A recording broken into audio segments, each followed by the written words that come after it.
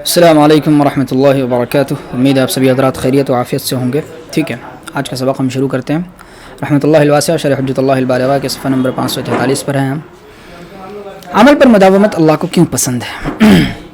حضرت عائشہ رضی اللہ عنہا سے مروی کہ رسول اللہ صلی اللہ علیہ وسلم نے فرمایا کہ اعمال میں سب سے پسند اللہ تعالیٰ کو زیادہ پابندی سے کیا ہوا عمل ہے, اگرچہ وہ تھوڑا ہو. تشریح: مداومت والا عمل دو وجہ سے اللہ تعالیٰ کو زیادہ پسند ہے. پہلی وجہ, مداومت رغبت کی علامت ہے. جس کام کی رغبت ہوتی ہے اس کو آدمی ہمیشہ کرتا ہے, اور رغبت سے کی ہوئی عبادتیں اللہ تعالیٰ کو بہت پسند ہے, چاہے تھوڑی ہوں. اور رغبت سے اعتدال کے ساتھ ہی عبادتیں کی جا سکتی ہیں, کیونکہ بے اعتدالی اور غلو کا لازمی نتیجہ سیری اور بے رغبتی ہے.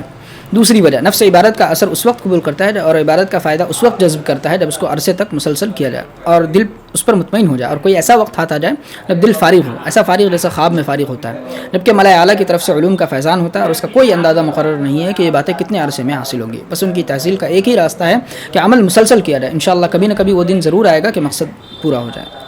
لقمان حکیم رحمہ اللہ نے نصائح میں اپنے صاحبزادے کو یہی بات سمجھائی ہے. فرماتے ہیں اپنے نفس کو بکثرت استغفار کا عادی بناؤ, کیونکہ بعض اوقات ایسے ہیں جن میں اللہ تعالیٰ کسی سائل کو رد نہیں کرتے, یعنی اس وقت میں تمہاری توبہ بھی قبول ہو جائے گی. فائدہ: حضرت لقمان حکیم رحمہ اللہ نبی نہیں تھے. حضرت داؤد علیہ السلام کے زمانے میں ایک ولی تھے. شاہ صاحب نے تفہیم 14 میں ان کو سلف صالح لکھا ہے, اور تفہیم 241 میں سورۃ الحج کی آیت 52 میں حضرت ابن عباس کی قرات ولا محدث نقل کیا. پھر ابن عباسی سے اس کی تفسیر میں جن غیر انبیاء کا تذکرہ کیا ہے ان میں لقمان حکیم بھی ہے. بس یہاں آپ کے نام نامی کے ساتھ علیہ السلام بے خبری میں لکھ دیا, جیسے آپ نے اپنے خطبہ جمعہ میں سبطین کے ناموں کے ساتھ امام استعمال کیا, جبکہ شیعوں کا عقیدہ ہے.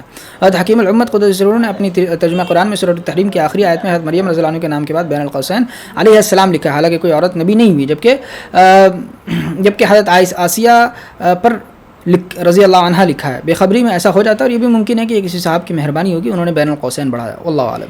اعمال میں حد سے بڑھنا ملالت کا باعث ہے. حضرت عائشہ رضی اللہ عنہ سے مروی کہ رسول اللہ صلی اللہ علیہ وسلم نے فرمایا کہ اتنے اعمال اپناؤ جن پر ہمیشہ عمل کرنے کی طاقت ہو, بس بے شک اللہ تعالیٰ تنگ نہیں ہوتے یہاں تک کہ تم تنگ ہو.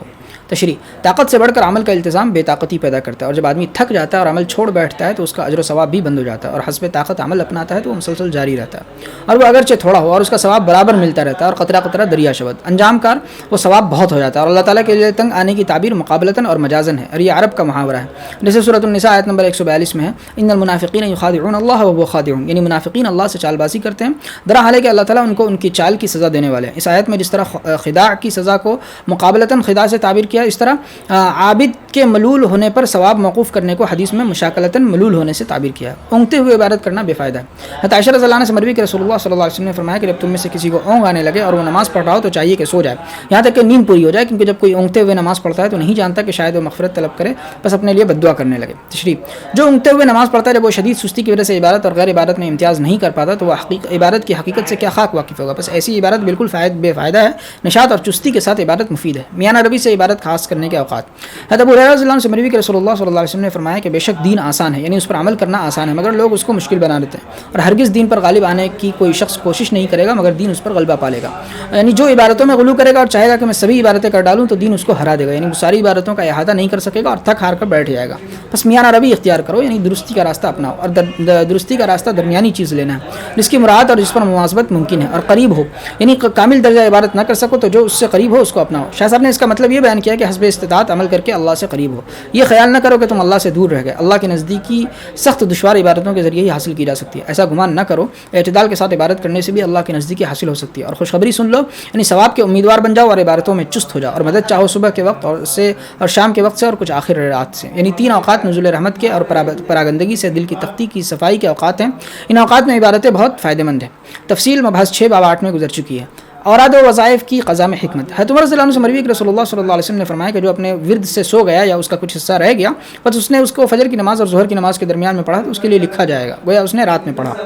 اور اوراد وظائف اگرچہ نوافل اعمال ہو تاہم ان کی قضا ضروری ہے, اور ان کی قضا میں 2 حکمتیں. پہلی حکمت, جب ایک مرتبہ وظیفہ چھوٹ جاتا ہے اس کا متبادل نہیں کیا جاتا تو نفس بے لگام ہو جاتا ہے اور وہ ترک کا عادی بن جاتا ہے, اور آئندہ اس پر اس ورد کی پابندی دشوار ہو جاتی ہے, اس لیے اس کا متبادل ضرور کر لیا جائے تاکہ نفس اس کا پابند رہے. دوسری حکمت, ورد اگرچہ اللہ پاک نے لازم نہیں کیا, بندے نے خود سر لیا ہے, مگر وہ بھی التزام عبد کی وجہ سے از قبیل واجب ہو گیا, اس لیے اس کے فوت ہونے کی شکل میں متبادل کرنا ضروری ہے تاکہ وہ ذمہ داری سے عہدہ برا ہو جائے, ورنہ اس کے دل میں تشویش رہے گی, اس سے دین کے معاملے میں کوتاہی ہو گئی اور اس کے التزام کی وجہ سے ترک پر اس کی پکڑ ہوگی, خواہ وہ جانتا ہو یا نہ جانتا ہو. باب نمبر 14 معذوروں کی نماز کا بیان. معذور یعنی صاحب عذر وہ شخص ہے جس کو کوئی شرعی عذر لاحق ہو، جیسے مسافر اور بیمار وغیرہ. شریعت میں اصحاب عذر اعذار کے لیے سہولتیں کی گئی ہیں تاکہ وہ آسانی سے دین پر عمل پیرا ہو سکیں. شاہ صاحب اس سلسلے میں بطور تمہید 3 باتیں بیان فرماتے ہیں. پہلی بات، قانون مکمل وہ ہے جس میں سہولتیں بھی ہوں. تشریع کی تکمیل اس پر موقوف ہے کہ اس میں معذوروں کے لیے سہولتیں ہوں تاکہ مکلف بندے حسب استطاعت عبادتیں ادا کر سکیں. اس کی تفصیل یہ ہے کہ کچھ معذور بندے ایسے بھی ہیں جن کے لیے عام شرعی قوانین پر عمل دشوار ہوتا ہے، جیسے نماز میں قیام ضروری ہے. اب جو بندہ صاحب فراش ہے وہ کھڑے ہو کر نماز کیسے پڑھے گا؟ ایسے معذوروں کے لیے شریعت سازی کے وقت سہولتوں کا خیال رکھنا ضروری ہے تاکہ ایسے بندے عبادت سے محروم نہ رہیں، حسب قدرت جو ہے وہ بندگی کر سکیں. دوسری بات، ترخیص شارع کی طرف محفوظ ہے. ترخیص ممانعت کے بعد اجازت دینے کا اختیار شارع کو ہے، یعنی سہولت کہاں دی جائے، کس کو دی جائے، کن امور میں دی جائے اور کتنی دی جائے، یہ باتیں شارع کو سپرد کی گئی ہیں اور یہی مناسب بھی ہیں. خود معذوروں کو اس کا اختیار نہیں دیا گیا کیونکہ ایک طرف اطاعت و بندگی اللہ تعالیٰ کا حق ہے جس کی ادائیگی ضروری ہے، دوسری طرف بندوں کے اعذار ہیں ان کا بھی خیال رکھنا ضروری ہے، اور دونوں باتوں کو پیش نظر رکھ کر درمیانی راہ شارع ہی تجویز کر سکتا ہے. بندوں کے بس کی یہ بات نہیں ہے. اگر ان کو اختیار دیا جائے تو وہ افراط اور تفریط میں مبتلا ہو جائیں گے. اگر اللہ کی جانب کی رعایت کریں گے تو اپنے حق میں دشواری پیدا کر لیں گے، اور اپنے عذر کا لحاظ کریں گے تو اللہ کے معاملے میں کوتاہی کریں گے. چنانچہ رسول اللہ صلی اللہ علیہ وسلم نے اعذار اور سہولتوں کے بیان کا پورا اہتمام فرمایا. تیسری بات، سہولت اصل عبادت میں نہیں بلکہ حدود اور ضوابط میں دی جاتی ہے. رخصتوں کے سلسلے میں بنیادی بات یہ ہے کہ سب سے پہلے حکمت بر کے لحاظ سے عبادت کی اصل اور روح کو دیکھا جائے اور اس میں کوئی سہولت نہ دی جائے. البتہ عبادت کی بسہولت ادائیگی کے لیے جو قواعد و ضوابط مقرر ہیں ان میں اصل میں ضرورت سہولت دی جائے. مثلا نماز کی روح اخبات اور اظہار نیاز مندی ہے، ان کا پورا اہتمام ہونا چاہیے، کیونکہ اگر نماز کی روح ہی فوت ہو گئی تو پھر کیا حاصل رہا. البتہ مقصد اخبات کو حاصل کرنے کے لیے جو قیام، رکوع وغیرہ ارکان تجویز کیے گئے ہیں جن کی تشریح کا مقصد یہ ہے کہ لوگوں کے لیے عبادت کرنا آسان ہو، ان میں شارع تصرف کرے، حسب ضرورت اس کو ساقط کرے، ان میں تبدیلی کرے. مسافر کے لیے سہولتیں، سفر میں جو پریشانی لائق ہوتی ہے وہ محتاج بیان نہیں. کہا جاتا ہے کہ سفر سقر، سفر تکلیف میں نمونہ دوزخ ہے. کتنا ہی آرام دہ سفر ہو مگر سفر بہرحال سفر ہے. اس لیے شارع نے مسافر کو چند سہولتیں دی ہیں. رباعی نماز میں قصر کرنا، رمضان میں افطار کرنا یعنی روزہ نہ رکھنا، اس کا بیان ابواب الصوم میں آئے گا. عصرین اور عشاءین ایک ساتھ پڑھنا، سنت مؤکدہ نہ پڑھنا، نوافل سواری پر ادا کرنا وغیرہ وغیرہ. پہلی سہولت، نماز قصر کرنا. یہ بات پہلے بیان کی جا چکی ہے کہ نماز کی اصل رکعتیں 11 ہیں. اس تعداد کو سفر میں باقی رکھا گیا اور جو زائد رکعتیں اطمینان و قیام کی حالت میں بڑھائی گئی تھی ان کو سفر میں ساقط کر دیا گیا. سوال، سورۃ النساء آیت نمبر 101 میں فرمایا گیا کہ وَإِذَا ضَرَبْتُمْ فِي الْأَرْضِ فَلَيْسَ عَلَيْكُمْ جُنَاحٌ أَن تَقْصُرُوا مِنَ الصَّلَاةِ إِنْ خِفْتُمْ أَن يَفْتِنَكُمُ الَّذِينَ كَفَرُوا. یعنی جب تم زمین میں سفر کرو تو تم پر کوئی گناہ نہیں کہ تم نماز کو کم کر دو اگر تمہیں اندیشہ ہو کہ کافر تم کو پریشان کریں گے. اس آیت کے اشارے سے یہ بات سمجھ میں آتی ہے کہ مسافر کی نماز قصر یعنی کم کی ہوئی ہے. اور بخاری و مسلم نے حضرت عائشہ رضی اللہ عنہا کا یہ قول نقل کیا ہے کہ نماز 2 فرض کی گئی تھی، پھر رسول اللہ صلی اللہ علیہ وسلم نے ہجرت فرمائی تو 4 رکعتیں فرض کی گئی اور سفر کی نماز مقدم فریضے پر چھوڑ دی گئی. ابن ماجہ نے ایک نہایت ضعیف روایت حضرت ابن عمر اور ابن عباس رضی اللہ عنہما سے روایت کی ہے کہ رسول اللہ صلی اللہ علیہ وسلم نے سفر کی نماز 2 رکعتیں مقرر فرمائی اور وہ 2 رکعتیں پوری نماز ہیں، قصر نہیں. ان روایات سے ثابت ہوتا ہے کہ مسافر کی نماز پوری ہے، قصر نہیں ہے. علاوہ ازیں اگر یہ نمازیں پوری ہیں تو آیت کریمہ میں قصر کرنے کے لیے خوف فتنہ کی شرط کیوں ہے؟ اصلی حکم پر عمل کرنے میں تقیید کا کیا مطلب ہے؟ جواب، آیت کریمہ سے اگر یہ ثابت ہوتا ہے کہ مسافر کی نماز قصر ہے تو روایات سے اس کی عظیمت یعنی اصلی حکم ہونے کا شائبہ یعنی احتمال پیدا ہوتا ہے. چنانچہ 11 کی تعداد میں ضرورت کا لحاظ کر کے مزید کمی نہیں کی گئی، نہ کوئی قید لگا کر اس پر عمل کرنے میں تنگی پیدا کی گئی. اور آیت کریمہ میں جو خوف فتنہ کی قید ہے وہ بیان فائدے کو بیان کرنے کے لیے، قید احترازی نہیں ہے کہ مفہوم مخالف نکالا جائے. اور یہ بات درجہ ذیل حدیث سے ثابت ہے. حضرت اعلیٰ بن امیہ رضی اللہ عنہ نے حضرت عمر رضی اللہ عنہ سے دریافت کیا کہ آیت کریمہ میں تو قصر کرنے کے لیے خوف فتنہ کی قید ہے اور اب تو امن و امان ہو گیا، پھر قصر کیوں کیا جاتا ہے؟ حضرت عمر نے فرمایا کہ مجھے بھی اس بات پر حیرت ہوئی تھی جس پر تمہیں حیرت ہو رہی ہے. میں نے رسول اللہ صلی اللہ علیہ وسلم سے دریافت کیا تھا تو آپ نے فرمایا کہ ایک خیرات ہے جو اللہ تعالیٰ نے تم کو دی ہے، پس ان کی خیرات قبول کرو. اور بامروت اور شرفا جب خیرات دیتے ہیں تو تنگی نہیں کرتے، یعنی کوئی شرط لگا کر پریشانی کھڑی نہیں کرتے. خوف فتنہ کی قید بھی تنگی پیدا کرنے کے لیے نہیں ہے بلکہ اس میں یہ حکمت بیان کی گئی کہ دیکھو کفار تو تمہارے آزار کے یعنی تکلیف پہنچانے کے در پہ ہیں اور تم بندگی پر کمر بستہ ہو، اس لیے تمہیں سہولت دی جاتی ہے اور قصر کی اجازت دی جاتی ہے. اور جس طرح کریم یعنی فیاض آدمی خیرات دینے میں تنگی نہیں کرتا، اس کی خیرات کو رد کرنا بھی مروت کے خلاف ہے. چنانچہ نبی کریم صلی اللہ علیہ وسلم مواظبت کے ساتھ قصر پڑھتے تھے اگرچہ آپ نے کسی درجے میں اتمام کی بھی اجازت دی ہے. بس قصر سنت مؤکدہ ہے، واجب نہیں. جب کوئی شخص ایسا ایک مرتبہ مسافر ہو گیا تو اب جب تک وہ شران مسافر ہے قصر کرنا جائز ہے. جب بالکل اس سے مسافر کا اطلاق ختم ہو جائے گا تب نماز پوری پڑھے گا. اور دوران سفر یہ نہیں دیکھا جائے گا کہ اس کے سفر میں کوئی زحمت ہے یا نہیں، نہ یہ بات دیکھی جائے گی کہ وہ اتمام پر قادر ہے یا نہیں. یہ باتیں تو صرف شروع میں دیکھی جاتی ہیں جب اس پر مسافر کا اطلاق کیا جاتا ہے. جب ایک مرتبہ مسافر ہو گیا تو وہ شران معذور ہو گیا. اب ہر آن اور ہر حال میں مشقت کا لحاظ نہیں کیا جائے گا کیونکہ یہ کریم ذات کا صدقہ ہے. اس سے جہاں تک استفادہ کیا جا سکے کرنا چاہیے. سوال، حضرت عائشہ رضی اللہ عنہا سے جو جواز اتمام کی روایت مروی ہے کہ رسول اللہ صلی اللہ علیہ وسلم نے دونوں ہی عمل کیے، نماز قصر بھی پڑھی اور پوری بھی پڑھی ہے. ابن عمر اور ابن عباس رضی اللہ عنہما کی روایت اوپر گزری ہے کہ مسافر کی نماز پوری ہے، قصر نہیں. ان دونوں باتوں میں بھی تعارض ہے. جواب، ان دونوں باتوں میں کوئی تعارض نہیں ہے. اور وہ اس طرح کہ اصل واجب تو 2 ہی رکعت ہیں, مگر پھر بھی اگر کوئی نماز پوری پڑھ لے تو وہ بدرجہ والا درست ہو جائے گی. جیسے بیمار اور غلام پر جمعہ واجب نہیں, لیکن اگر وہ جمعہ پڑھ لیں تو ظہر ساقط ہو جاتی ہے. یا جیسے کسی کے پاس 25 اونٹ ہے, اگر ان میں بنت مخاض واجب ہے, اب اگر وہ سارے ہی اونٹ صدقہ کر دے تو ضمناً بنت مخاض بھی ادا ہو جائے گی. اسی طرح اگر مسافر ظہر کی 4 رکعتیں پڑھتا ہے تو ضمناً اصل واجب بدرجہ والا ادا ہو جائے گا. نوٹ: شرح میں متن کی ترتیب بدل گئی ہے, کتاب سے ملاتے ہوئے اس کا خیال رکھا جائے. فائدہ: جواب میں 2 باتیں ذکر کی گئی, دونوں غور طلب ہے. پہلی مثال میں تو مریض اور غلام پر جمعہ اس لیے واجب نہیں کہ وہ حاضری سے معذور ہے. جیسے فقیر پر حج اس لیے فرض نہیں کہ وہ زادہ اور راحلہ کا مالک نہیں, لیکن جب مریض اور غلام جمعے میں آ گئے تو جمعہ ان پر فرض ہو گیا, جس کو انہوں نے ادا کیا تو ظہر ساقط ہوگی. جیسے فقیر کسی طرح حج کے دنوں میں کعبے تک پہنچ جائے تو اس پر حج فرض ہو جائے گا, اور وہ حج کر لے گا تو حج فرض ادا ہو جائے گا. اور مسافر پر تو پچھلی 2 رکعتیں واجب ہی نہیں ہے, پھر یہ قیاس کیسے درست ہے؟ اور دوسری مثال میں قیاس اس لیے صحیح نہیں کہ نماز اور زکوٰۃ 2 الگ الگ عبادتیں ہیں اور دونوں کے مقاصد جدا جدا ہیں. نماز کا مقصد جو ہے وہ اخبات اور نیاز مندی اور بندگی کا اظہار ہے. زکوٰۃ کا مقصد غربا کی غمخواری ہے. بس ایک کا دوسرے کے ساتھ موازنہ درست نہیں. جیسے امام شافعی رحمۃ اللہ علیہ نے مسح راس کو ادائے مقصولہ پر قیاس کر کے مسح میں تسلیس کا سنت ہونا ثابت کیا. وہاں یہی کہا جاتا ہے کہ غسل اور مسح 2 الگ الگ چیزیں ہیں اور دونوں کے مقاصد بھی جدا جدا ہیں. غسل میں مبالغہ اور مسح میں تخفیف پیش نظر, پس ایک کو دوسرے پر قیاس کرنا درست نہیں. قیاس کرنا ہے تو مسح راس کو مسح خف پر قیاس کیا جائے کہ دونوں ایک قبیل کی چیزیں. اس طرح یہاں بھی اگر قیاس کرنا ہے تو فجر کی نماز پر قیاس کیا جائے. اگر کوئی فجر کی نماز 2 کے بجائے 4 پڑھے تو جائز ہے یا نہیں, اور 4 کے ضمن میں 2 بدرجہ اولا ہوں گی یا نہیں. فائدہ نمبر 2: مسافر کے لیے اتمام جائز ہے یا نہیں, اس میں اختلاف, اور یہ اختلاف 2 باتوں پر مبنی ہے. مذکورہ قیاسات پر یہ مسئلہ مبنی نہیں. پہلی بات: نصوص سے اتمام کا جواز ثابت ہوتا ہے یا نہیں. ایک خیال یہ ہے کہ کسی صریح نص سے بغیر تعویل کے اتمام کا جواز ثابت نہیں ہوتا, بس قصر واجب ہے. یہ حنفیہ کا خیال ہے, کیونکہ حضرت صلی اللہ علیہ وسلم نے معذبت تامہ کے ساتھ قصر فرمایا, جیسے کہ شاہ صاحب نے بھی ذکر کیا, اور وجوب کے دیگر قرائن بھی موجود ہیں, جیسے خیرات کی حدیث جو ابھی گزری. دوسرا خیال ہے کہ نصوص سے اتمام کا جواز نکلتا ہے. یہ نصوص بھی اوپر گزر چکی ہیں, یہ ائمہ ثلاثہ کی روایت ہے اور بحث طویل ہے, فالقصر اولا. دوسری بات: آیت کریمہ میں جو ارشاد فرمایا گیا کہ فلیس علیکم جناح ان تقصروا, یعنی تم پر کچھ گناہ نہیں کہ تم نماز کم پڑھو. اس آیت کا مفاد کیا ہے؟ ایک رائے یہ ہے کہ یہ آیت قصر کی اجازت دیتی ہے, قصر کو واجب نہیں کرتی, کیونکہ فرمایا یہ گیا ہے کہ قصر کرنے میں کوئی گناہ نہیں, یعنی قصر کرنا جائز ہے اور اتمام کرنا بھی درست ہے. دوسری رائے یہ کہ یہ تعبیر ایک مصلحت کے پیش نظر ہے, ورنہ قصر واجب ہے. جیسے صفا اور مروہ کے درمیان سعی احناف کے نزدیک واجب ہے, ائمہ ثلاثہ کے نزدیک فرض ہے, مگر سورۃ البقرہ آیت نمبر 158 میں یہ تعبیر یہ آئی ہے کہ ان الصفا والمروہ من شعائر اللہ ومن حج البیت او اعتمر فلا جناح علیہ ان یطوف بہما. یعنی صفا اور مروہ من جملہ یادگار دین خداوند دی ہیں, بس جو شخص بیت اللہ کا حج کرے یا عمرہ کرے اس پر ذرا بھی گناہ نہیں کہ ان دونوں کے درمیان سعی کرے. بخاری شریف میں روایت ہے کہ اس تعبیر کے بارے میں حضرت عروہ رحمۃ اللہ علیہ نے اپنی خالہ حضرت عائشہ رضی اللہ عنہا سے سوال کیا کہ اس تعبیر سے تو صحیح کا جواز ثابت ہوتا ہے جبکہ صحیح واجب ہے. حضرت عائشہ رضی اللہ عنہا نے فرمایا کہ جواز کی یہ تعبیر نہیں ہے, جواز کی تعبیر ہے فلا جناح علیہ اللہ یطوف بہما, یعنی اگر صفا و مروہ کی سعی نہ کرے تو کوئی گناہ نہیں. پھر انہوں نے قرآنی تعبیر کا راز سمجھایا کہ اسلام سے پہلے ان پہاڑیوں پر اصاف اور نائلہ کی مورتیاں رکھی ہوئی تھیں. انصار کے بعض قبائل ان کو خدا نہیں مانتے تھے, وہ جب زمانے جاہلیت میں حج یا عمرے کے لیے آتے تھے تو ان مورتیوں کی وجہ سے صفا اور مروہ کی سعی نہیں کرتے تھے. پھر جب اسلام کا زمانہ آیا اور وہاں سے مورتیاں ہٹا دی گئی تو بھی انصار کے ان قبائل کو صحیح کرنے میں تذبذب ہوا, تو یہ آیت نازل ہوئی اور ان کو بتایا گیا کہ صفا و مروہ کی سعی کچھ ان مورتیوں کی وجہ سے نہیں کی جاتی بلکہ یہ تو دین اسلام کے شاعر ہیں, ان کی سعی کرنے میں کوئی گناہ نہیں. اسی طرح جو شخص ہمیشہ نماز پوری پڑھتا ہے جب وہ سفر میں قصر کرے گا تو اس کے دل پر بوجھ پڑے گا, اس کو خیال آئے گا کہ وہ نماز ناقص ادا کر رہا ہے. اس لیے آیت کریمہ میں اس کی تسلی کی گئی ہے کہ قصر پڑھنے میں کوئی گناہ نہیں, پورے اطمینان سے قصر کرو. اور اس کی نظیر وہ تعبیر بھی ہے جو سورۃ البقرہ آیت نمبر 196 میں ہے کہ تلک عشرۃ کاملہ, یعنی متمتع اور قارن اگر حدی نہ پائیں تو 10 روزے رکھیں, 3 روزے حج کا احرام باندھ کر رکھیں اور 7 روزے وطن لوٹ کر رکھیں. یہاں یہ خیال پیدا ہو سکتا تھا کہ جو 3 روزے حج کا احرام باندھ کر رکھے گئے ہیں وہ تو اعلیٰ درجے کے ہیں, اور جو 7 وطن لوٹ کر رکھے جاتے ہیں وہ ان 3 کے برابر نہیں ہو سکتے. بس کیوں نہ سارے روزے حج کا احرام باندھ کر رکھ لیے جائیں. اس لیے فرمایا کہ یہ 10 روزے کامل ہیں, ان میں کوئی ناقص نہیں. بس بے فکر ہو کر 7 روزے وطن لوٹ کر رکھو, حج کا احرام باندھ کے سارے روزے رکھو گے تو احرام لمبا ہو جائے گا اور پریشانی ہوگی. مسافت قصر کا بیان.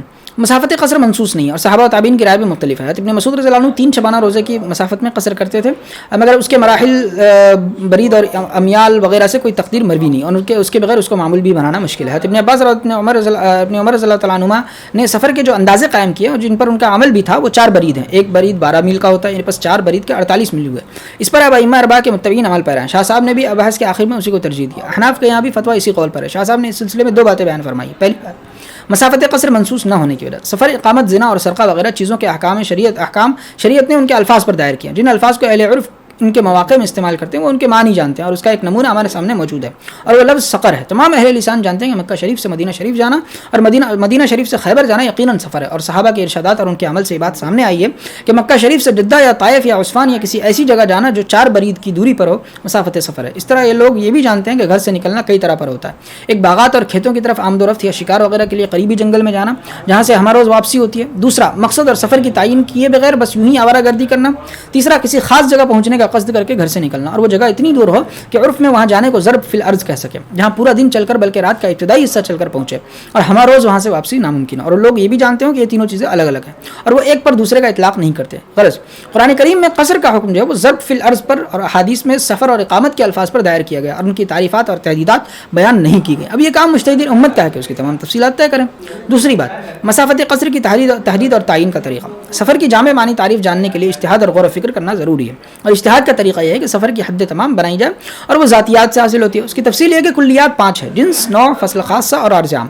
اول 3 ذاتی کلیہ ہیں اور آخری 2 عرضی، اور تعریف میں اگر کلی عرضی شامل کر لی جائے تو اس کو رسم کہتے ہیں، وہ حد نہیں ہوتی۔ حد ذاتی کلیوں سے مرکب ہوتی ہے۔ پھر حد بنانے کا طریقہ یہ ہے کہ عام کلی کو یعنی جنس کو موضوع بنایا جائے، اور اخص کلی کو یعنی فصل کو محمول بنایا جائے، اور فصلیں ایک سے زائد بھی ہو سکتی ہیں، بس سب کو محمول بنایا جائے تو حد حاصل ہو جائے گی۔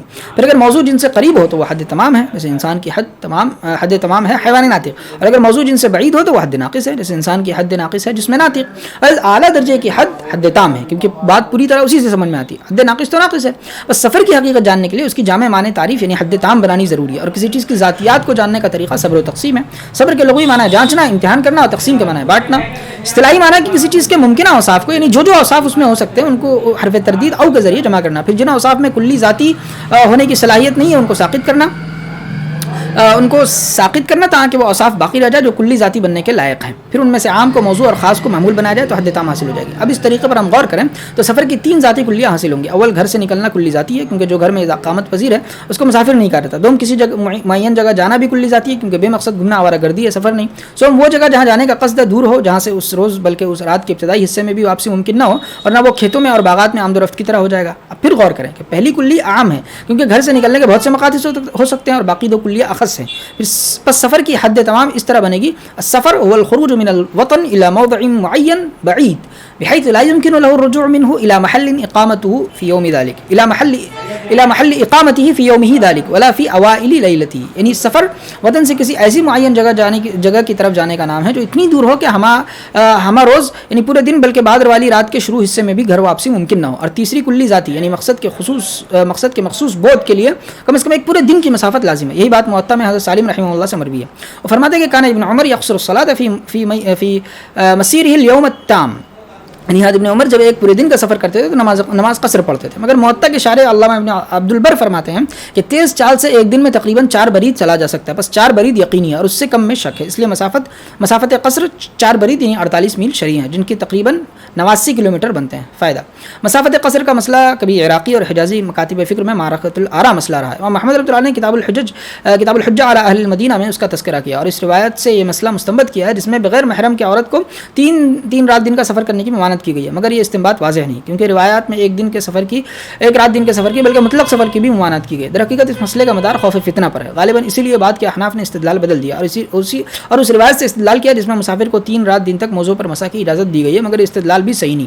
جیسے فتح مکہ کے موقع پر مکہ مکرمہ میں حضرت صلی اللہ علیہ وسلم کا 19 دن تک قیام فرمانا اور نماز قصر پڑھنا مدت اقامت کی تعین کے لیے کافی نہیں، اگرچہ حضرت ابن عباس رضی اللہ عنہ نے 19 دن سے زائد قیام کی نیت کو مدت اقامت قرار دیا، مگر ائمہ میں سے کسی نے اس کو نہیں لیا، کیونکہ اس کی کوئی دلیل نہیں کہ اگر آپ 20 دن ٹھہرتے تو اتمام فرماتے۔ اس طرح یہاں بھی کوئی دلیل نہیں کہ آپ نے مسا کی مدت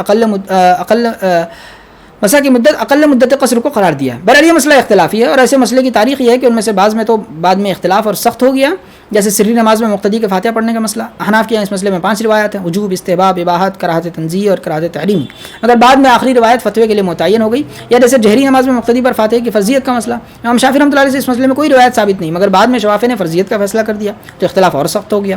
بعد مسائل میں زمانہ گزرنے کے ساتھ اختلاف ہلکا پڑ گیا، بلکہ رفتہ رفتہ اختلاف مزمحل ہو گیا۔ مسافت قصر کا مسئلہ ایسا ہی مسئلہ ہے، اب اس مسئلے میں کچھ اختلاف نہیں۔ امام مالک رحمۃ اللہ علیہ تو شروع ہی سے 4 برید کے قائل تھے، امام شافعی رحمۃ اللہ علیہ سے 7 تقدیریں مروی ہیں، مگر بعد کے حضرات نے ان کو 4 برید پر جمع کر دیا ہے، بلکہ امام شافعی رحمۃ اللہ نے مراعات خلاف کے لیے امام حنیفہ رحمۃ اللہ کے قول پر عمل کرنے کا مشورہ بھی دیا ہے۔ شیرازی رحمۃ اللہ نے مہذب میں یہ بات بیان کی ہے، مگر یہ سب ابحاث بعد میں ختم ہو گئی اور 4 برید فتوے کے لیے متعین ہو گئے۔ احناف کی صورت حال یہ ہے کہ ان کا اصل مذہب بغیر تقدیر کے 3 رات دن کی مسافت مدت قصر قرار دی گئی تھی، مگر تقدیر کے بغیر عوام کے لیے عمل میں دشواری تھی، اس لیے بعد کے حضرات نے اندازے قائم کیے۔ سیدھا اندازہ 3 مراحل کا تھا۔ مرحلہ اونٹ کی چال سے ایک دن کی مسافت سفر کو کہتے ہیں جو 24 میل ہوتی ہے، مگر احناف نے مرحلوں کے بجائے فرسخوں سے اندازہ کیا۔ فرسخ 3 میل کا ہوتا ہے. فرسخوں سے 3 رات دن کی مسافت کے 3 اندازے کیے گئے. 21 فرسخ یعنی 63 میل, 18 فرسخ یعنی 54 میل اور 15 فرسخ یعنی 45 میل. پہلی تقدیر پر کسی نے فتویٰ نہیں دیا, باقی 2 تقدیروں کو مفتہ بھی قرار دیا. پھر حضرت مولانا رشید احمد گنگوئی نے فتاوی رشیدیہ میں 48 میل یعنی 4 برید پر فتویٰ دیا, کیونکہ یہ 15 فرسخ سے زائد تھا اور اس کا مستند موجود تھا, اس لیے اب یہی قول مفتہ بھی ہے. اور میل کے لغوی معنی ہے مد البصر یعنی جہاں تک نگاہ جاتی ہے وہ 1 میل ہے, اور اصطلاح میں میل 4000 ہاتھ کا, اور ہاتھ 24 انگشت کا, انگلیوں کا, اور انگلی 6 جو کی ہوتی ہے. یہی میل جو ہے وہ ہاشمی اور میل شرعی ہے. کسی زمانے میں میل عموی اس سے بڑا رائج ہوا تھا, اور قریب زمانے میں میل انگریزی اس سے چھوٹا رائج ہوا, ان کا اعتبار نہیں. بس کلومیٹر میں اندازہ کرتے وقت اس کا خیال رکھنا ضروری ہے. بس ایک عام حساب جو 77 کلومیٹر کا چل رہا ہے غالباً وہ صحیح حساب نہیں. مجموع لغات الفقہ میں تقریباً 89 کلومیٹر حساب کیا گیا. آخر میں امام محمد رحمۃ اللہ علیہ کی ایک قیمتی نصیحت درج کی جاتی ہے کہ جہاں شک ہو کہ آدمی مسافر ہوا یا نہیں ہوا, پوری نماز پڑھنا بہتر ہے. حدیث میں ہے کہ دعما یریبک الی ما لا یریبک, کھٹک والی بات چھوڑو اور بے کھٹک والی بات اختیار کرو. اللہ الموفق. سفر کہاں سے شروع ہوتا ہے اور کب پورا ہوتا ہے؟ جب کوئی شخص ایسی جگہ جانے کا ارادہ کرے شہر پناہ سے یا گاؤں کے باہر لوگوں کے جمع ہونے کی جگہ سے, یا گاؤں کے گھروں سے نکلے جو 4 برید کے فاصلے پر ہو, تو اس پر مسافر کا اطلاق درست ہو جاتا ہے اور مسافر بن جاتا ہے. جب کسی شہر یا گاؤں میں قابل لحاظ کافی مدت ٹھہرنے کی نیت کر لے تو لفظ مسافر اس سے ہٹ جاتا ہے اور وہ مقیم بن جاتا ہے. اور احناف کے نزدیک یہ مدت ائمہ ثلاثہ کے نزدیک 4 دن ہے, احناف کے نزدیک 15 دن ہے. یہ مدت بھی منصوص نہیں, اور صحابہ و تابعین کے اقوال بھی مختلف ہیں. احناف نے حضرت ابن عمر رضی اللہ عنہ کا قول لیا ہے, اور ائمہ ثلاثہ نے حضرت سعید بن مسیب رحمۃ اللہ علیہ کا قول لیا ہے. ٹھیک ہے, اوکے پڑھیں.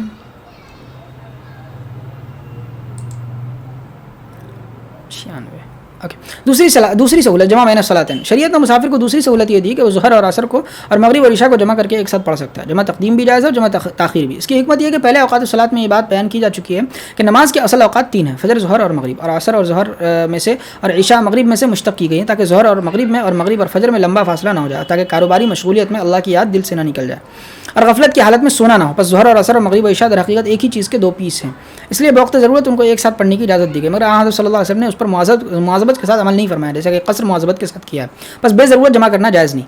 فائدہ یہ مسئلہ بھی عراقی اور حجازی مکاتب فکر میں مختلف ہی ہے. سورۃ النساء آیت نمبر 103 میں صراحت ہے, ان الصلاۃ کانت علی المؤمنین کتابا موقوتا, یعنی یقیناً نماز مسلمانوں پر فرض ہے اور وقت کے ساتھ محدود ہے. اور ترمذی میں کتاب الصلاۃ کے پہلے باب میں ان للصلاۃ اولا واخرا, یعنی ہر نماز کا اول اور آخر ہے. پس 2 نمازوں کو جمع کرنے کا جواز اس وقت پیدا ہوگا جبکہ صحیح اور صریح نص سے یہ بات ثابت ہو کہ حضرت صلی اللہ علیہ وسلم نے کبھی جمع حقیقی کیا ہے. عراقی فقہاء کے نزدیک ایسی کوئی نص موجود نہیں, اور جو نصوص اس سلسلے میں بیان کی جاتی ہے ان میں کلام ہے. اور حجازی فقہاء کے نزدیک ایسی نصوص موجود ہے اور بحث طویل ہے, اس لیے اس سے اعراض مناسب ہے. البتہ جمع سوری یعنی ایک نماز کے آخری وقت میں اور دوسری نماز اس کے شروع وقت میں پڑھنا بھی اتفاق درست ہے. حضرت صلی اللہ علیہ وسلم جو سفر میں 2 نمازوں کو جمع فرمایا کرتے تھے وہ اسی طرح جمع کرتے تھے. اور یہ سوال کہ ایسا تو عصر اور مغرب اور عشاء فجر میں بھی کیا جا سکتا ہے, پھر حضرت صلی اللہ علیہ وسلم ظہر و مغربین کے درمیان ہی کیوں جمع فرماتے تھے؟ اس کا جواب یہ کہ عصر کا آخری وقت مکروہ ہے, اس لیے عصر و مغرب میں جمع سوری کرنے کی کوئی ضرورت نہیں, کوئی صورت نہیں. البتہ عشاء اور فجر میں ایسا کیا جا سکتا ہے, مگر حضرت صلی اللہ علیہ وسلم ایسا اس لیے نہیں کرتے تھے کہ سفر پوری رات جاری نہیں رہتا تھا. نیز ایک قول میں عشاء کا وقت نصف رات پر ختم ہو جاتا ہے, جمہور کے نزدیک اگرچہ وقت ختم نہیں ہوتا مگر اتنی تاخیر مکروہ ہے. اس طرح سخت مجبوری کی حالت میں جمع تاخیر کرنے میں بھی کوئی اختلاف نہیں. اس صورت میں عراقی فقہاء کے نزدیک ایک نماز قضا ہوگی اور سخت مجبوری کی حالت میں نماز قضا کرنے کی اجازت ہے. غزوہ خندق میں ایک دن آپ کی ایک نماز قضا ہوگی اور ایک دن 3 نمازیں قضا ہوئی ہیں. البتہ جمع تقدیم عراقی فقہاء کے نزدیک کسی حال میں درست نہیں, کیونکہ اس صورت میں ایک نماز قبل از وقت پڑھنا لازم آئے گا. بس یہ سوال بھی ختم ہو گیا کہ سخت مجبوری میں آدمی کیا کرے. جواب یہ کہ نماز قضا کر کے جمع تاخیر کرے, اور یہ بھی ممکن نہ ہو تو دونوں نمازیں قضا کر کے بعد میں پڑھے. غرض اختلافی صورت در حقیقت یہی جمع تقدیم والی ہے, اور احتیاط پر عمل بہرحال والا ہے. اور حاجی کا عرفہ میں جمع تقدیم کرنا اور مزدلفہ میں جمع تاخیر کرنا بالاجماع ثابت اور جائز ہے, کیونکہ اجماع دلیل قطعی ہے, اس سے آیت پاک میں تخصیص جائز ہے. تیسری سہولت سنتیں نہ پڑھنا. شریعت نے مسافر کو تیسری سہولت یہ دی ہے کہ وہ سفر میں سنن مؤکدہ بھی چھوڑ سکتا ہے. حضرت ابن عمر رضی اللہ عنہ نے ایک سفر میں ظہر کی 2 رکعتیں پڑھائی اور فوراً سوار ہو گئے. آپ نے دیکھا کہ کچھ لوگ ابھی نماز پڑھ رہے ہیں. آپ نے پوچھا یہ لوگ کیا کر رہے ہیں؟ بتایا کہ سنتیں پڑھ رہے ہیں. آپ نے فرمایا مجھے سنتیں پڑھنی ہوتی تو میں فرض پورے نہ پڑھتا. میں نے رسول اللہ صلی اللہ علیہ وسلم کے ساتھ سفر کیا, آپ سفر میں صرف 2 رکعتیں پڑھتے تھے, اور میں نے ابوبکر اور عثمان رضی اللہ عنہم کے ساتھ بھی اسفار کیے, وہ بھی یہی کرتے تھے. البتہ فجر کی سنتیں اور وتر کی نماز آپ اور خلفائے راشدین سفر میں بھی ادا فرماتے تھے. مگر ترمذی کی روایت میں خود ابن عمر رضی اللہ عنہ کا ظہر کے بعد 2 سنتیں پڑھنا مروی ہے, اور وہ اس کو حضرت صلی اللہ علیہ وسلم کا معمول بتاتے ہیں. ایک مرتبہ آپ نے اپنے صاحبزادے عبید اللہ کو سفر میں نفل پڑھتے ہوئے دیکھا تو ٹوکا نہیں. اس لیے صحیح بات یہ کہ حضرت صلی اللہ علیہ وسلم عمومی احوال میں تو سفر میں سنتیں نہیں پڑھتے تھے, مگر کبھی موقع ہوتا تھا تو پڑھ بھی لیتے تھے. اس لیے مسئلہ یہ کہ حالت فرار میں سنتیں نہ پڑھیں اور حالت قرار میں پڑھیں. चौथी सहूलत, सवारी पर नफिल पढ़ना। शरीयत ने मुसाफिर को चौथी सहूलत ये दी कि वो सवारी पर नफिल अदा कर सकता है। जब नमाज शुरू करे उस वक्त सवारी को क़िबला रुख कर ले तो बेहतर है। फिर जिधर भी सवारी चलती रहे नमाज पढ़ता रहे और रुकू और सुजूद इशारे से करे। रुकू के लिए ज़रा कम और सजदे के लिए ज़रा ज़्यादा इशारा करे। और यह सहूलत सिर्फ नवाफिल में है। और फजर की सुन्नतें भी नफल हैं और वितर भी शाह साहब के नज़दीक नफल है, इसलिए उनको भी सवारी पर अदा कर सकता है। अलबत्ता फ़र्ज़ नमाज ज़मीन पर उतर कर पढ़ना ज़रूरी है। फ़ायदा, नवाफिल सिर्फ ऊँट पर पढ़ सकते हैं क्योंकि उसको चलाना नहीं पड़ता, वो ऊँटों की कतार में चलता रहता है। घोड़े पर नमाज पढ़ना दुरुस्त नहीं क्योंकि उसको चलाना पड़ता है जो अमल कसीर है। और कार और बस वगैरह दो सवारियाँ जिनमें क़याम और इस्तक़बाल क़िबला पर कुदरत नहीं, बहुक्म दाब्बा है। और रेल और हवाई जहाज़ में चूँकि क़याम और इस्तक़बाल क़िबला पर कुदरत है इसलिए वो बहुक्म अर्ज़ है। नमाज खौफ का बयान। खौफ में नमाज की सूरतें और उनकी हिकमतें। दूसरा उज़्र, दुश्मन या किसी दरिंदे वगैरह का खौफ है, उसमें उज़्र की हालत में शरीयत ने मामूल से हटकर नमाज पढ़ने की इजाज़त दी है। सूरत निसा में क़स्र की रुख़सत के बाद मुत्तसिलन सलात खौफ का तज़किरा है और नबी करीम सल्लल्लाहु अलैहि वसल्लम ने 24 मरतबा ये नमाज मुख्तलिफ तरह से पढ़ी है। इमाम अबू दाऊद और इब्न मुंज़िर ने 8, इब्न हिब्बान ने अपनी सही में 9, इब्न हज़म ने एक मुस्तकिल रिसाले में 14 और अबुल फ़ज़ल इराक़ी ने 17 सूरतें बयान की हैं। शाह साहब ने मिशकात शरीफ में बाबुल खौफ में जो चंद रिवायात हैं उनको और उनकी मसलहतों को बयान किया। पहली सूरत, मुस्लिम शरीफ में जाबिर रज़ियल्लाहु अन्हु से मरवी है कि एक मरतबा रसूलुल्लाह सल्लल्लाहु अलैहि वसल्लम ने सलात खौफ पढ़ाई। दुश्मन सामने क़िबले की तरफ था, आपने लोगों की 2 सफ़ें बनाई, सब लोग तकबीर तहरीमा से रुकू तक आपके साथ शरीक रहे। जब आपने सजदा किया तो आपके साथ सिर्फ पहली सफ़ ने सजदा किया और आखिरी सफ़ दुश्मन के मुकाबले में खड़ी रही। फिर जब आप और पहली सफ़ सजदे से फारिग होकर खड़े हो गए तो दूसरी सफ़ ने सजदा किया। सजदों से फारिग होकर जब दूसरी सफ़ खड़ी हुई तो आगे पहली सफ़ की जगह में चली गई और पहली सफ़ पीछे हटाई। फिर दूसरी रकात में रुकू तक सब आपके साथ शरीक रहे। फिर जब आपने दूसरी रकात का सजदा किया तो आपके सामने पहली सफ़ ने सजदा किया। फिर दूसरी सफ़ दुश्मन के मुकाबले में खड़ी रही। फिर जब आप और पहली सफ़ सजदे से फारिग हुए तो दूसरी सफ़ ने सजदा किया। फिर सब ने आपके साथ सलाम फेरा। इस तरह नमाज उस वक्त पढ़ी जाएगी जब दुश्मन सामने क़िबले की जानिब में हो, जैसे कि रिवायत में इसकी सराहत है। दूसरी सूरत, जाबिर रज़ियल्लाहु अन्हु से मरवी है कि रसूलुल्लाह सल्लल्लाहु अलैहि वसल्लम ने बतन नखल में जो मदीना के करीबी है ज़ोहर की नमाज़ पढ़ाई। लोगों की 2 जमातें बनाई, एक ताइफा को 2 रकातें पढ़ाकर आपने सलाम फेर दिया, फिर दूसरे ताइफा को 2 रकातें पढ़ाई और सलाम फेरा। इस तरह सलातुल खौफ उस वक्त पढ़ी जाएगी जब दुश्मन सामने की जानिब में न हो, दाएं बाएं या पीछे हो। हर ताइफा को एक एक रकात पढ़ाने में तशवीश का अंदेशा हो कि लोग अपनी नमाज़ ख़राब कर लेंगे, सही तरीके पर अदा नहीं कर सकेंगे, तो इस तरह कर लिया जाएगा। फ़ायदा, ये रिवायत मिशकात शरीफ में इमाम बग़वी रहमतुल्लाह अलैह की शरह सुन्ना के हवाले से दर्ज की गई और शरह सुन्ना में बगैर सनद के मज़कूर है। अलबत्ता नसई और सुनन बैहक़ी में असानीद के साथ मरवी है और इसमें 3 इस्तराब हैं। यूनुस क़तादा अनिल हसन जाबिर रिवायत करते हैं और अशअस बिन अब्दुल मलिक हमरानी और अबू हर्रा रिक़ासी अनिल हसन अन अबी बकरा रिवायत करते हैं। यूनुस की रिवायत में 2 रकात पर सलाम फेरने का तज़किरा नहीं है और बाकी हज़रात 2 सलामों का तज़किरा करते हैं। अशअस से सईद बिन आमिर की रिवायत में यह वाक़या रुबाई नमाज का है और अशअसी से अमर बिन खलीफा बकरावी की रिवायत में यह क़िस्सा मग़रिब की नमाज का है। बस इस्तराब की वजह से ये रिवायत काबिल इस्तिदलाल नहीं। गुमान ऐसा कि क़िस्सा हज़र का है और ज़ोहर की नमाज का है और 2 रकात पर सलाम का तज़किरा रावी का वहम है। सही रिवायत यूनुस की है, अल्लाह आलम। तीसरी सूरत, हज़रत सहल बिन अबी हशमा रज़ियल्लाहु अन्हु बयान करते हैं कि ग़ज़वा ज़ातुर रिक़ा के मौके पर रसूलुल्लाह सल्लल्लाहु अलैहि वसल्लम ने इस तरह सलातुल खौफ पढ़ाई कि एक ताइफ़ा आपके पीछे खड़ा हुआ, दूसरा ताइफ़ा दुश्मन के मुकाबले में खड़ा रहा। पहले ताइफ़े को 1 रकात पढ़ाकर आप खड़े रहे, लोगों ने अपनी नमाज़ पूरी की, फिर वो दुश्मन के सामने चले गए और दूसरा ताइफ़ा आपके पीछे आ गया, आपने उनको अपनी नमाज़ की बाकी रकात पढ़ाई, फिर आप बैठे रहे और लोगों ने अपनी नमाज़ पूरी की तो आपने उनके साथ सलाम फेरा। इस तरह सलातुल खौफ उस सूरत में पढ़ी जाएगी जब दुश्मन सामने क़िबले की जानिब में ना हो और दोनों गिरोहों को 1-1 रकात पढ़ाने में किसी तशवीश का भी अंदेशा ना हो। फ़ायदा, ये मुत्तफ़क़ अलैह रिवायत है। इमाम सलासा के नज़दीक यही सूरत बेहतर है क्योंकि उसमें नमाज में चलना नहीं पड़ता, मगर उसमें पहला गिरोह इमाम से पहले नमाज से फारिग हो जाता है जो इमामत के मौजू के खिलाफ है। हदीस में इन्नमा जुइल इमाम लियुतम्म बिही, इमाम इसलिए बनाया गया कि उसकी पैरवी की जाए। चौथी सूरत, इब्न उमर रज़ियल्लाहु अन्हु बयान करते हैं कि नजद के इलाके में हमारा दुश्मन से मुकाबला हुआ। रसूलुल्लाह सल्लल्लाहु अलैहि वसल्लम ने सलातुल खौफ इस तरह पढ़ाई, लोगों की 2 जमातें की गई, एक जमात आपके पीछे खड़ी हुई, दूसरी दुश्मन के मुकाबले में चली गई। फिर आपने पहली ताइफा के साथ नमाज शुरू की, जब आप पहली रकात से फारिग हुए तो ये जमात दुश्मन की तरफ चली गई और वो ताइफा आया जो अभी तक नमाज में शरीक नहीं हुआ, आपने उसको दूसरी रकात पढ़ाई और सलाम फेर दिया। फिर हर ताइफे ने अपनी अपनी नमाज पूरी की, पहले ताइफा ने लाहिक की तरह और दूसरे ने मसबूक की तरह। फ़ायदा, ये रिवायत भी मुत्तफ़क़ अलैह, हनाफ के नज़दीक यही सूरत बेहतर है क्योंकि ये कुरान के बयान से अक़रब है और कुरान में अफजल सूरत ही को लिया जाता है। नीज़ अबू दाऊद में हज़रत इब्न मसूद से भी यही तरीक़ा मरवी है। 5वीं सूरत, अगर खौफ शदीद हो और अहादीस में मरवी तरीक़ों पर सलातुल खौफ पढ़ने का मौका न हो तो फिर लोग तनहा तनहा जिस तरह बन पड़े, खड़े खड़े या सवारी पर चढ़े चढ़े नमाज पढ़ें, खा क़िबले की तरफ मुँह हो या ना हो। अगर रुकू सुजूद इशारे से ही मुमकिन हो, सूरतुल बक़रा आयत नंबर 239 में और हज़रत इब्न उमर रज़ियल्लाहु अन्हु की रिवायत में इसका जिक्र है और ये भी सलातुल खौफ ही की एक सूरत है। फ़ायदा, नमाज के दरमियान बहुत चलना पड़े या लड़ना पड़े तो नमाज फासिद हो जाएगी। बस जब घुमसान का रन पड़े और क़िताल जारी हो तो नमाज को मुअख्खर करें। ग़ज़वा खंदक में ऐसी सूरत में आपने और सहाबा ने नमाज़ क़ज़ा की है। खुलासा ये है कि खौफ की हालत में नमाज पढ़ने की जो सूरतें हैं सब पर अमल करना दुरुस्त है और जैसा मौका हो, जिसमें सहूलत हो, वो सूरत इख्तियार करनी चाहिए। चलिए ठीक है, आज हम यहीं तक कराने देते हैं। बहुत शुक्रिया, जज़ाकुमुल्लाह खैर। अस्सलामु अलैकुम व रहमतुल्लाहि व बरकातुहू।